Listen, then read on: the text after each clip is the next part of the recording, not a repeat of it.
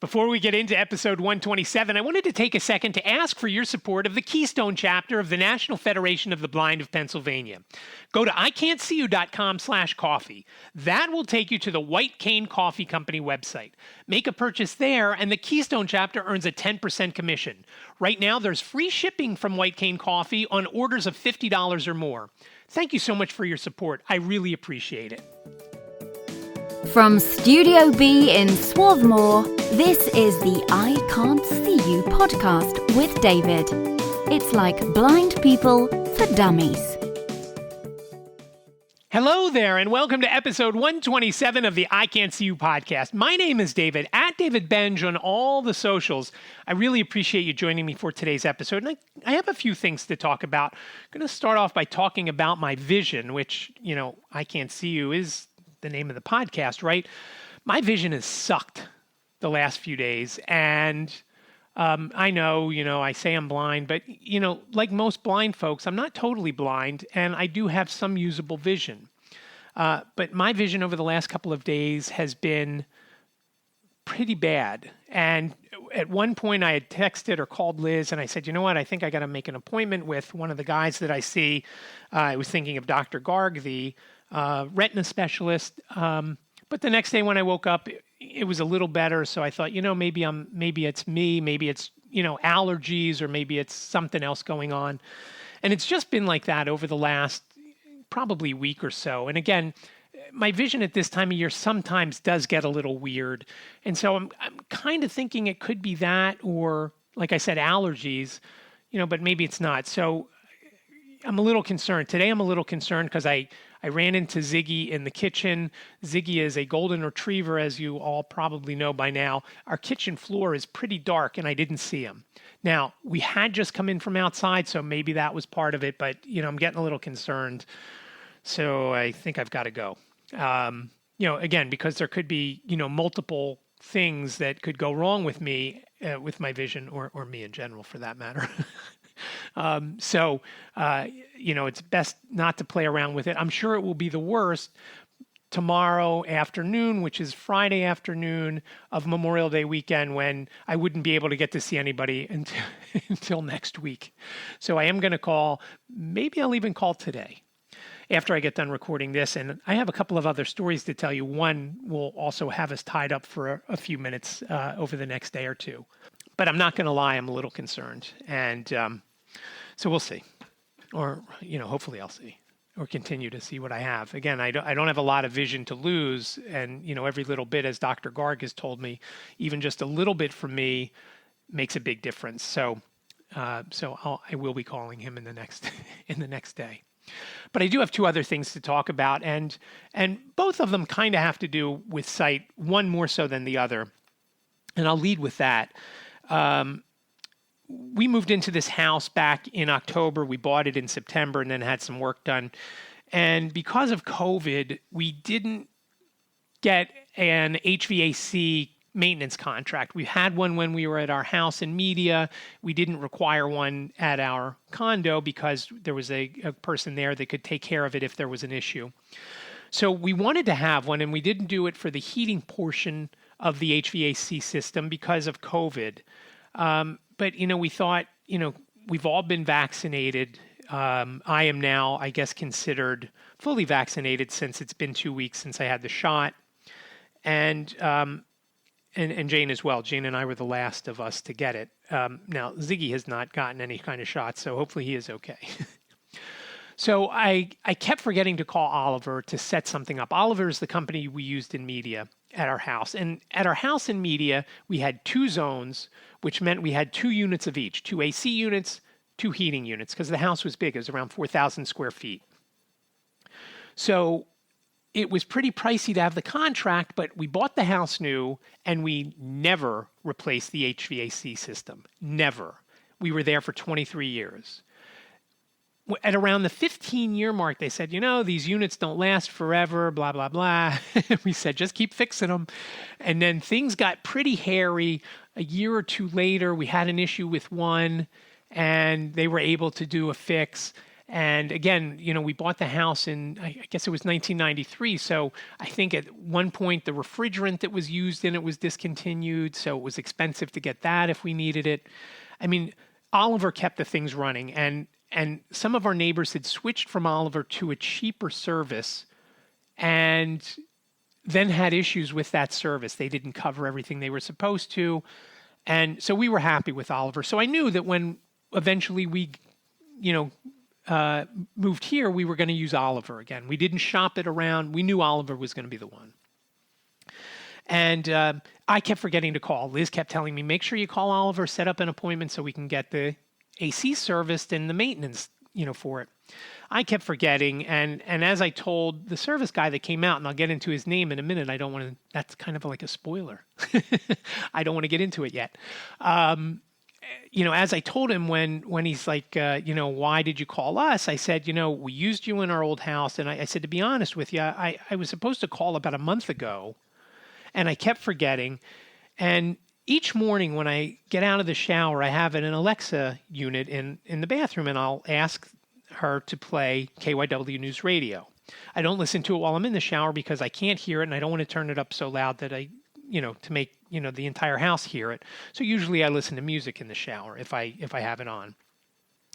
Well, it just so happens that I guess within the last week or two, one of the portions of KYW, I don't remember if it was the traffic, I don't remember if it was the weather, is sponsored by Oliver. And every morning I kept hearing this, and I'm like, okay, I got to remember to call. I finally remembered to call about 2 weeks ago. I guess it was not last Friday, the Friday before.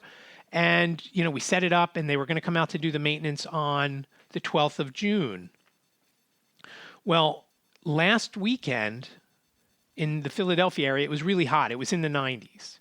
So on Saturday of last weekend, we said, you know what, let's put the air on. It's getting pretty hot in here. It was in the 80s in the house. And so we flipped the switch, and the fan went on that blew the air around, but it wasn't cold. It was just, just like having a fan on. And so we thought, well, we've only been here 6 months. Did we throw a switch that we didn't remember, to make the change when we switched from AC to heat in the fall? Or did the person who built Studio C and Jacob's bedroom in our basement, did he do something because he was his business before he retired and to do handyman stuff was an HVAC company? So he might have done something because, and I thought I remembered him telling me that he had flipped the switches.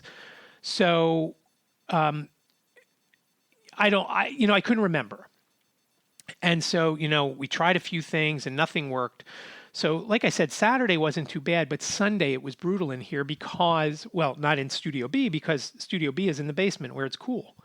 But the rest of the house, it got into the 90s inside the house. And we have these chocolate-covered pretzels that Liz got from the market, from one of the local chocolate places, that do them. And they basically all fused together. They all melted together. So I guess when you eat the whole thing, it's just like eating one, right? It's just one giant one. That's how you count it for calories, right? So, I figured, you know what? Let me call them on Monday. And I'm thinking they're going to think that I was, trying to pull something over on them. I called on Friday, and then, Monday, 3 days later, I'm telling them that we have a problem and could they come out? And sure enough, they came out, and it wasn't a big issue. That they were able to get somebody out the next day, which was fortunate because that was on Tuesday. On Wednesday, it was supposed to be in the 90s again. That was yesterday. I'm recording this the day the episode drops, which is the 27th of May. So the guy comes out. Well, first he calls, and he tells me he's 15 minutes away. And when this guy called,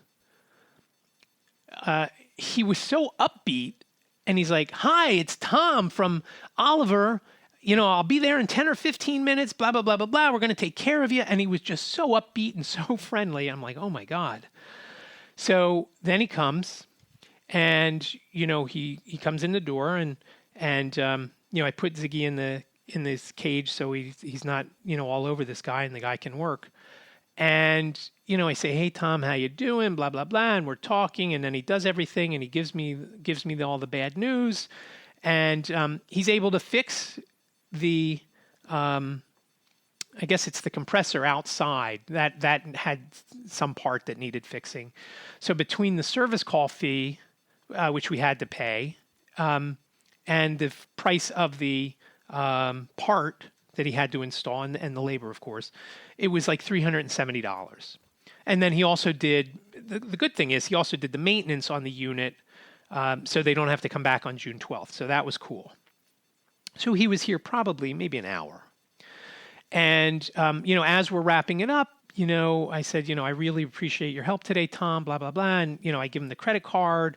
And he said, do you want me to print you a receipt or email? I said, oh, email would be great. At least, then I could see it. If you print it, I can't see it, and so forth and so on. And he understood. And so he emailed it to me, and I didn't think anything of it. And sorry about that. I'm walking around as I'm recording this, and I just hit the trash can, probably because I didn't see it. So I didn't think much of it. And that night, I'm going through my emails to the account that we use for house stuff. And I have multiple emails because the one we use for the house stuff is one that both Liz and I respond to and check. And, it just makes it more sense if we both have access to it because, she can't necessarily get to stuff during the day where I can. And then this way, both of us can see it and so forth and so on. So when I get to his email late that night, I see that his name isn't Tom.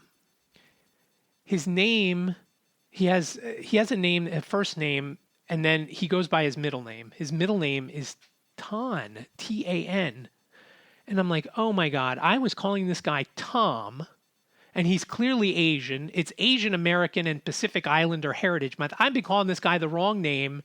And it made me think of someone in a clubhouse. There was a clubhouse session that Stacy Leap, who was on the podcast a few weeks ago, had pinged me to join, which I didn't have time to join at the time, but it was about should people describe what they look like to blind folks? And I always ask when there's someone on the screen, an actor, or and I'll say to them, guy or girl, old or young, and just so you know, old is our age or older, meaning Liz and I. Black, white, something else. And then, maybe I'll go into what are they wearing? Not like Alex always asks, what are you wearing? But, the people on the screen. And they were saying that they didn't think that was right to ask that, to know what someone looks like.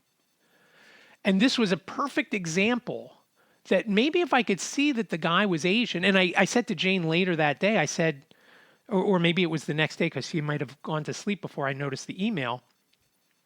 I said, did the guy from Oliver yesterday look Asian? And she said, yeah. I said, oh, I didn't know. And I felt horrible. So I had emailed him that night. I replied to him and I apologized. And I said, I'm sorry, I was calling you the wrong name all day.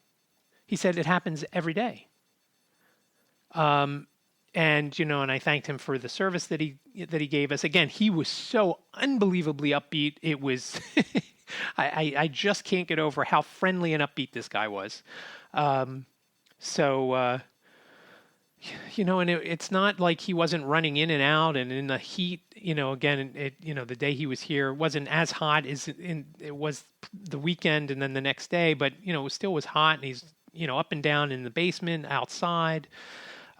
He was just unreal. So it was, I felt bad. And I've also found out, not to go back on the Asian American and Pacific Islander Heritage Month, it's also Jewish American Heritage Month, which I didn't even know. Jane had told me just before I came down to record. And I just think it's kind of funny that we haven't heard much of that. And all the anti-Semitic stuff that's going on, both in this country and around the world. And I don't want to get off too much on a tangent, but it just irritates me with some of the stuff that I've seen since what went on from Gaza and Israel. One sign that I saw in London said, "Stop doing to us what Hitler did to you." And I thought, are you kidding?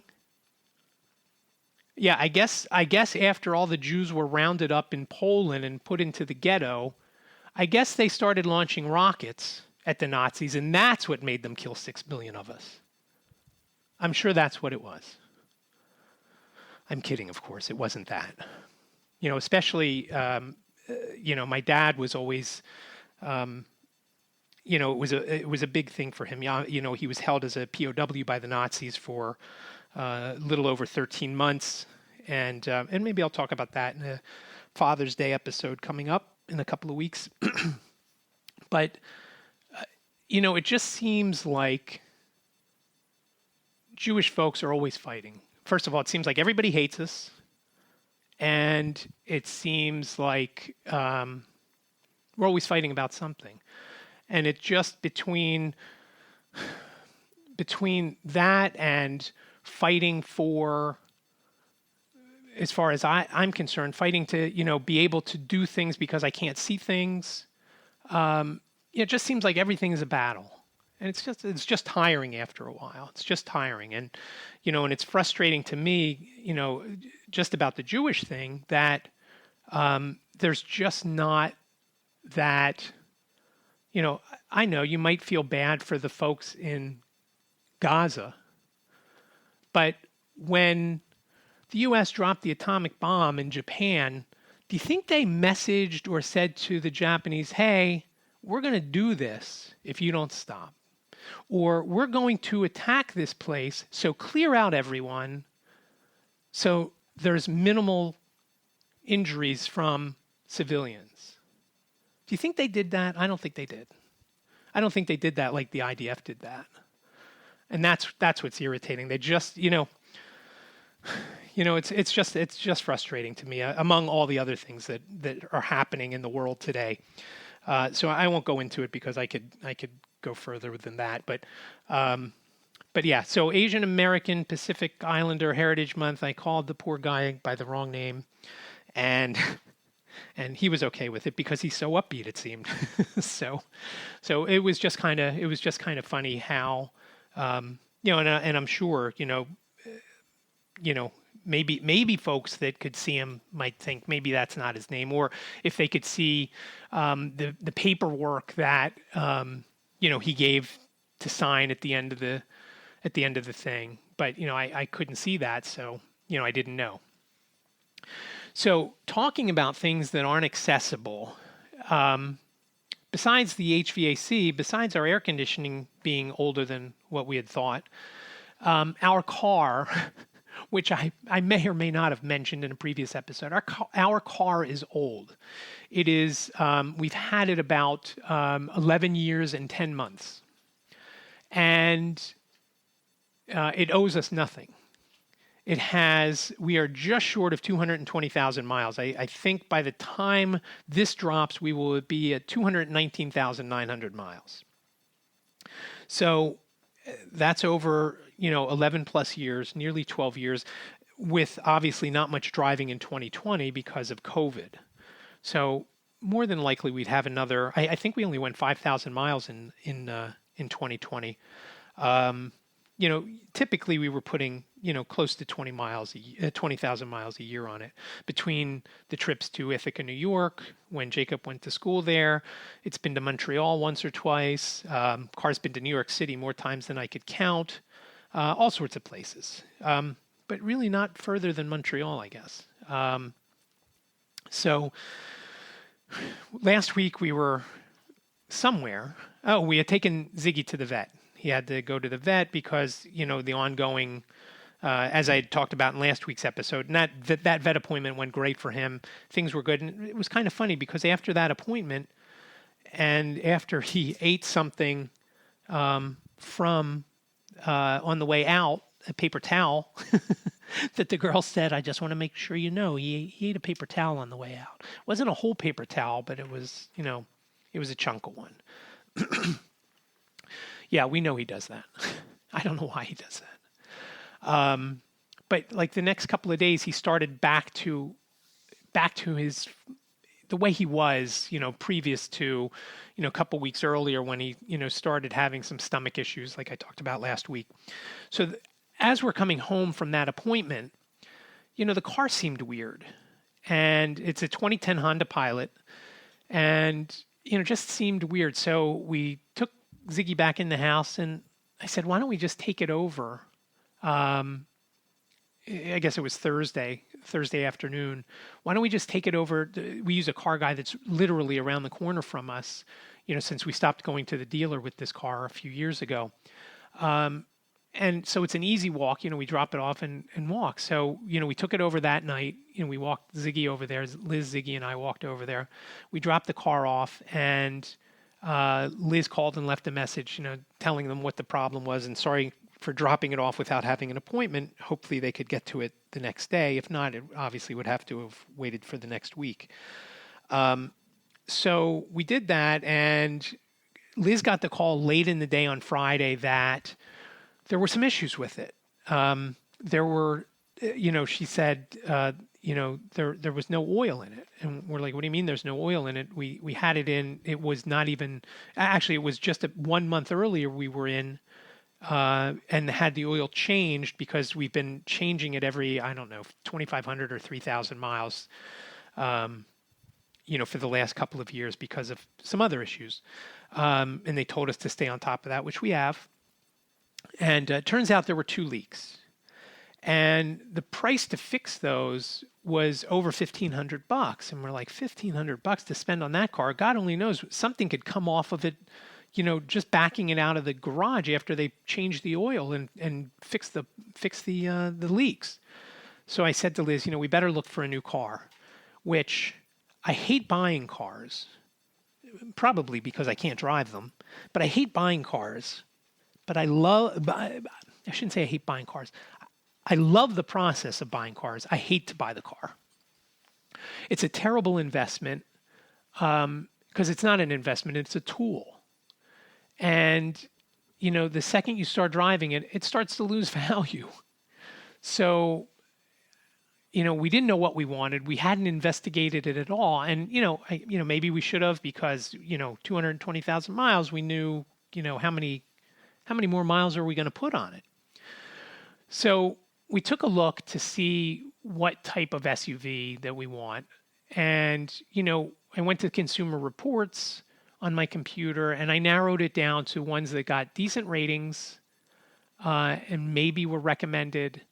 And the dealerships were fairly easy to get to. And the one that we were hoping for that we would really like was a Nissan Murano. And we hope we would like that because that is around another corner from where we live, and it's actually in between where we live now and the condo that we sold. It was next door to the condo. So we always thought if we were going to get a new car, it was going to be a Nissan because it was literally right outside the front door of the condo. So less than a third of a mile, maybe a quarter of a mile walk from here to the dealership. So we were hoping that we would like it. So we went over there the next day on a Saturday, and we took one for a test drive. We learned more about it, and we learned which models have which options. And the big thing for me with a car is the radio, because I can't drive the car. And, the other thing for me is the, climate control. I get cold easily, so I don't want the air blowing on me, much. In the summer, and in the winter, I hate when the heat's blowing on me because it dries my eyes out, and I just like it warm enough so I'm comfortable. And in the summer, I want it to be cool enough, but so I'm not shivering, like when you just leave it and let it run. Like my dad used to get into the car and he just had it set on auto at whatever the temperature was he kept it at. I don't remember. I like to have it, cool off quickly and then, put it down to low. So it's not making a lot of noise and it's just cool enough. So that was my big concern, because watching some of the videos on the interiors of the cars that we were looking at, most of that is done via some sort of central console. The car that we have now, the 2010 Pilot, all the buttons are tactile.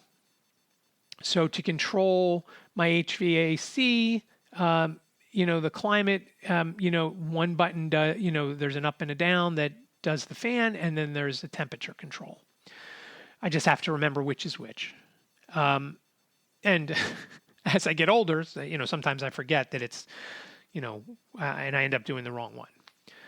But looking at the cars that we were checking out, and the cars that we were looking at, the Murano, the Venza from Toyota, the Honda Pilot, because we got 220,000 miles on the car, and we thought, it's, as a courtesy, we should take a look at it. We didn't need the third row of seats anymore.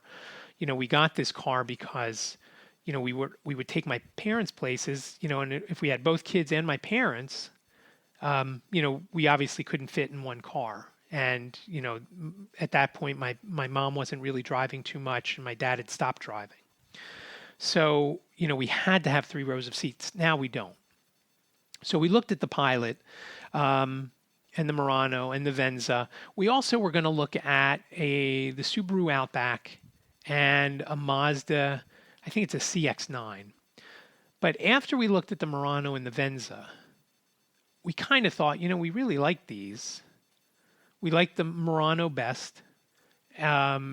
Though we liked some of the features on the Toyota were very cool and very helpful as far as safety goes.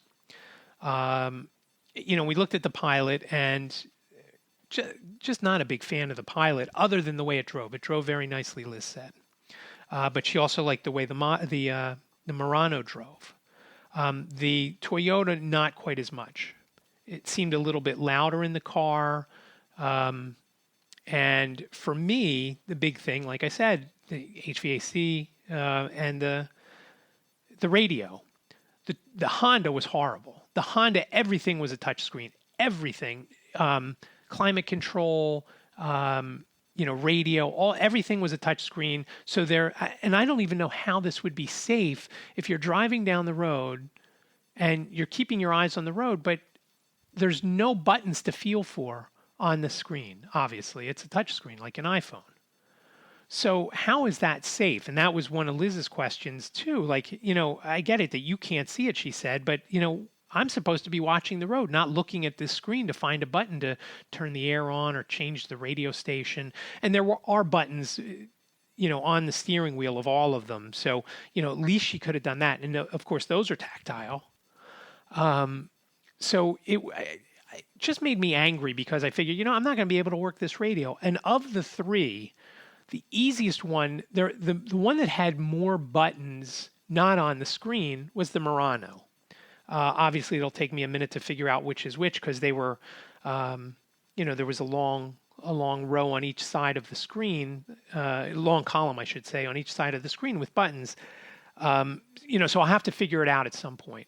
But at least I could do that. And, while I may not be able to hit the presets because they're part of the screen, at least I'll be able to scan the stations. And let's face it, when we're in the car and we're listening to music, unless it's something that's on Alt Nation, like a live performance by someone we don't care for, or one that we've heard a few times already, we usually don't change the station. Liz does. I usually don't. I'm happy with Alt Nation on Sirius XM, or, if we're listening to something else, whether it's on AM or FM, and I guess we don't really listen to AM anymore. Liz listens to WMMR in the mornings on her way into work. So at least that had some of those controls. So it was just frustrating to me to figure, I'm going to sit here and, again, be left out, with, the ability to do this. And again, it's, going to have to rely on Liz to, make sure I'm warm enough or cold enough or whatever. So we ended up, and not not at the final destination yet as far as having the car. And we thought we were last night. And again, I love the process of buying a car. I love the negotiation. I love the saying, no, this is the price I want, and if we don't get it, we're not going to buy it. And everybody always calls my bluff on that, and it's happened 3 times where we've walked out of the dealership not buying the car and ended up buying it at another place. And then the next day, someone from that original dealership calling back and saying, hey, I think we could do a little better.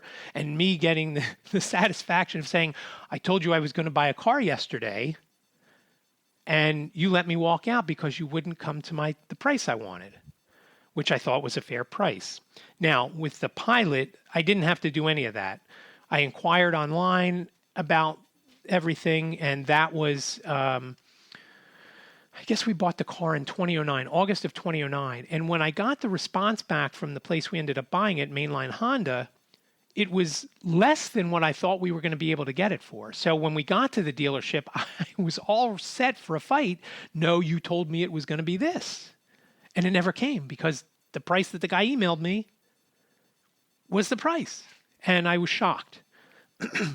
And so unlike my friend David Durrell, who has probably bought, I think he said 9 cars since the last time we bought a car, I don't obviously get to do it often. Now, I love doing, if somebody calls me up and says, hey, I'm looking at a car, you want to come with me and take a look? Absolutely. In fact, let me go with you and let me help you get the best price. I went with Margaret once to get a car, Liz's sister, and we walked out, and I'm sure they probably told her when they called her, don't bring that guy back.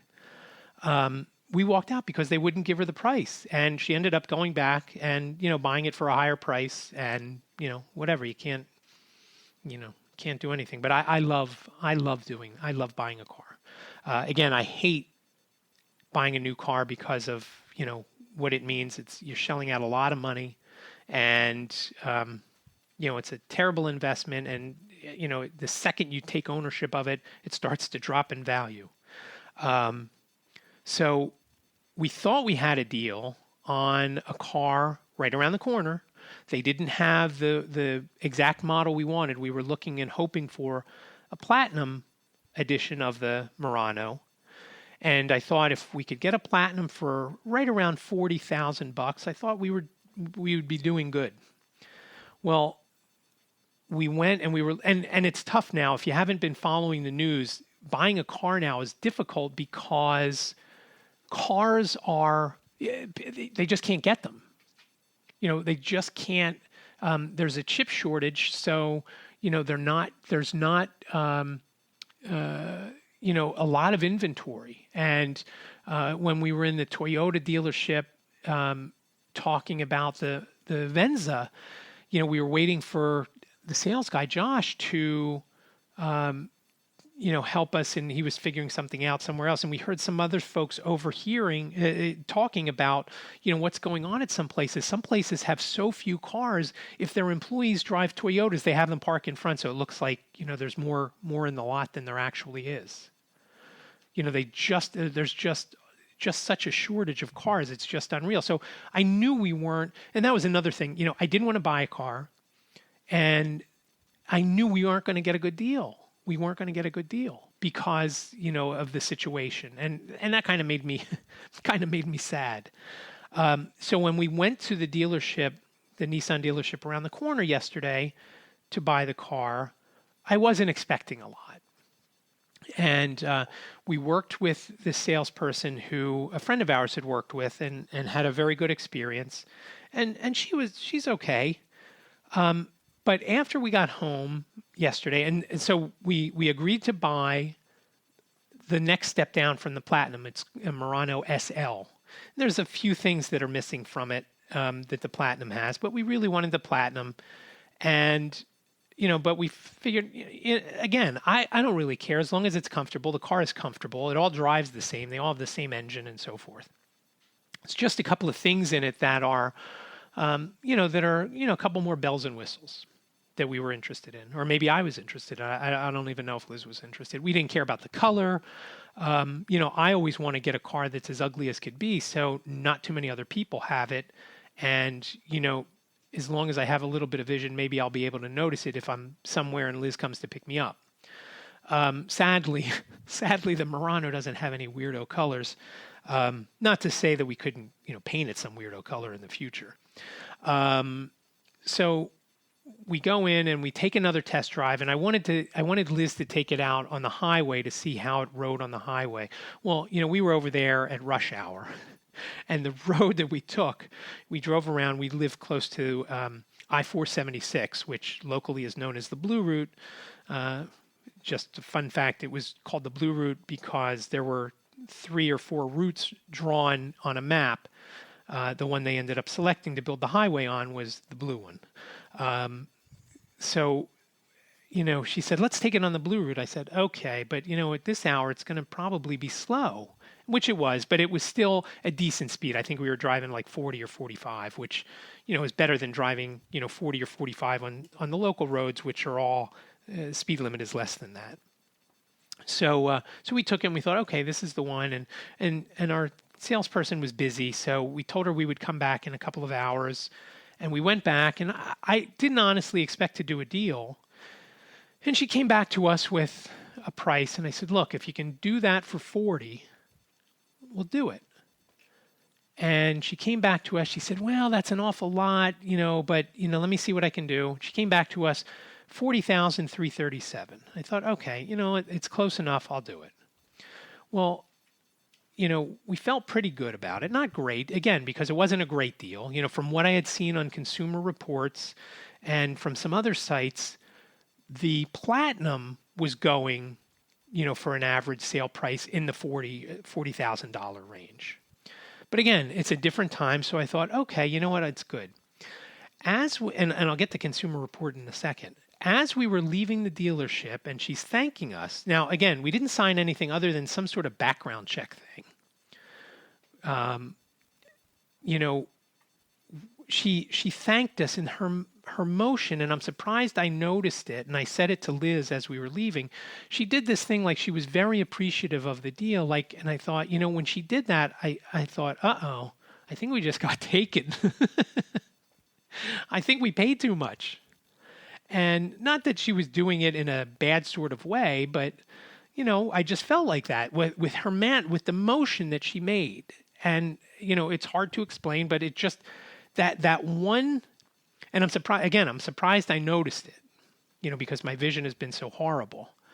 And I didn't think too much of it. And like I said, I did mention it to Liz. But, I was content with the deal.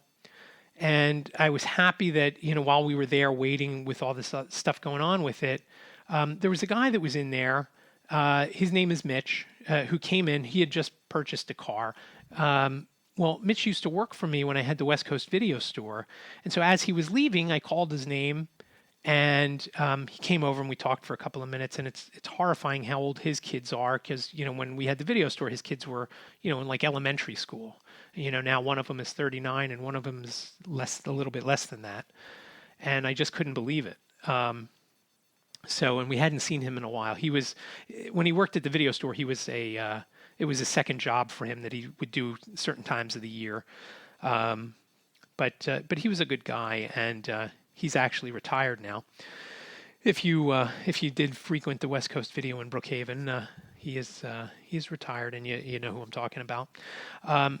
So again, pretty happy with the deal. And just to backtrack just a sec with Consumer Reports, when I was on my computer, it was not too much of an issue. But when I tried to do it on my phone, try to do comparisons and things like that, I had to have Jane help me at one point because I was trying to enter, into a couple of drop-down menus to compare the Toyota and the Nissan. And I just couldn't I could get Toyota, in the one field, again, it's a drop down. But when I would enter Venza, it wouldn't stick. Like I couldn't then enter a model year. So I had to shut voiceover off and, Jane happened to come down, and to get lunch or whatever. And I said, Janie, could you help me with this? And, I told her the problem. And, bing, bang, boom, she was able to do it. But it was so frustrating to not be able to do that on my own. As I said earlier, like everything is a battle. Everything just, and it's just tiring. So later last night, after everything was said and done, and I thought we were going to pick up a car tomorrow afternoon at 1:30, I'm going through my emails. And again, I'm looking at the house email that we have. And I see an email from Piazza Nissan of Ardmore. And it was a quote for a car, for a Murano Platinum, which, the place around the corner from us couldn't get, they said. And it was for roughly the same price that we got the SL for. And I forwarded it to Liz and I said, look, it's the story of our life. I wish I had checked the email before we went. And she had texted me this morning, or I guess she had replied to me, before she had gone to school, saying, well, maybe we could undo the deal. I think you have 3 days. And the more we thought about it, and there is not that kind of deal, it seems like in Pennsylvania. When you buy the car, that's it. It seems like you don't have that recourse, 3-day recourse. But the more we thought about it, the only thing that we signed was the background check. We didn't sign, to buy the car. So that was easy enough to undo. And I texted the salesperson. I texted her. I said, look, we found a Platinum for roughly the same price we were going to pay for your SL. And, and I started thinking, before I had texted her, I started thinking everything about the way things went down over there was okay. It wasn't great. But when they came back to us with a price for our trade, she said, we're giving you 3 for your car. Well, it wouldn't have fazed me if they meant $3. As I said, when she took the keys and the registration, she said, all right, they're going to check it out and see what we can offer you. I said, listen, I'm hoping for 2 bags of chips and, 2 drinks from these machines here. Again,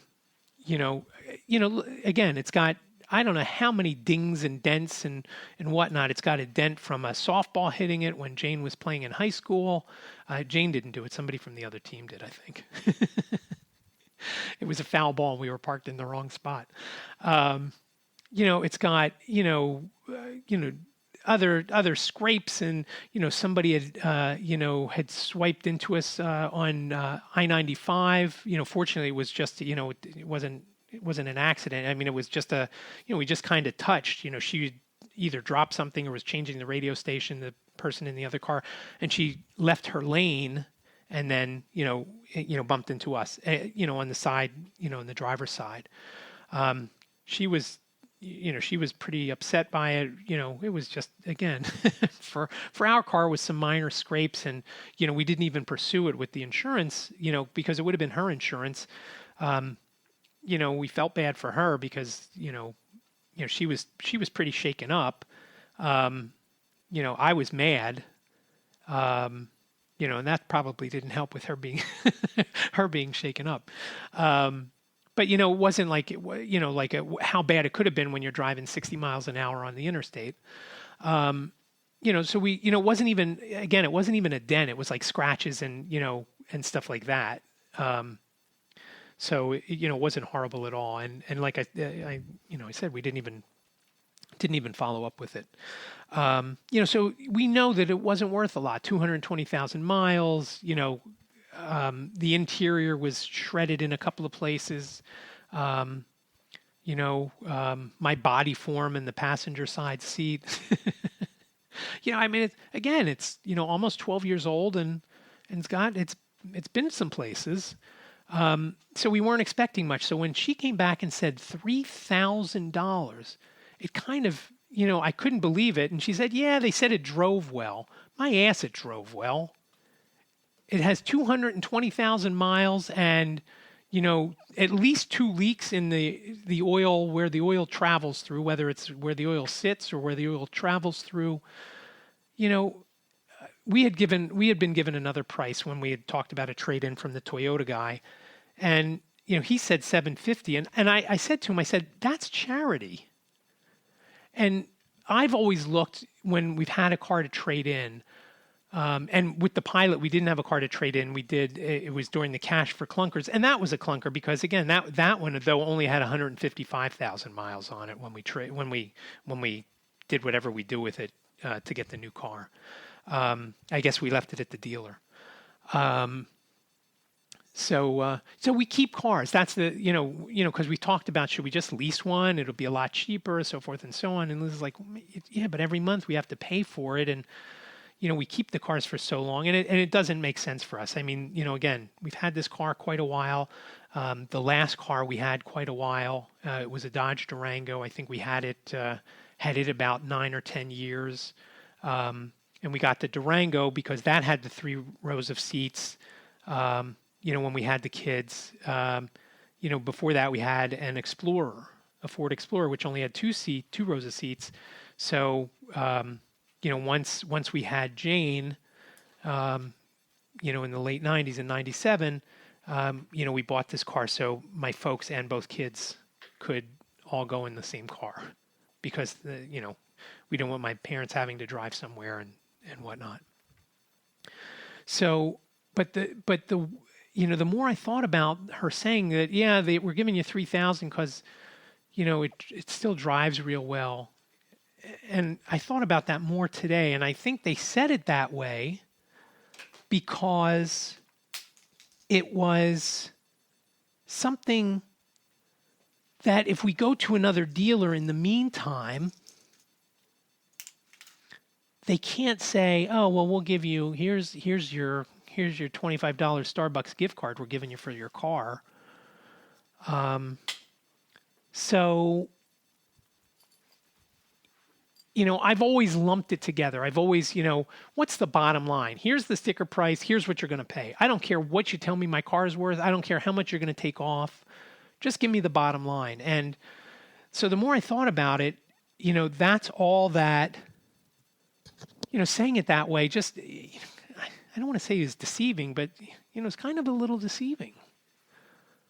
To make it sound like, again, if we went to somebody else and they say, you're not going to give us much for the car because it's not worth anything. We knew that, but the other guy's going to give us, all that extra money for it.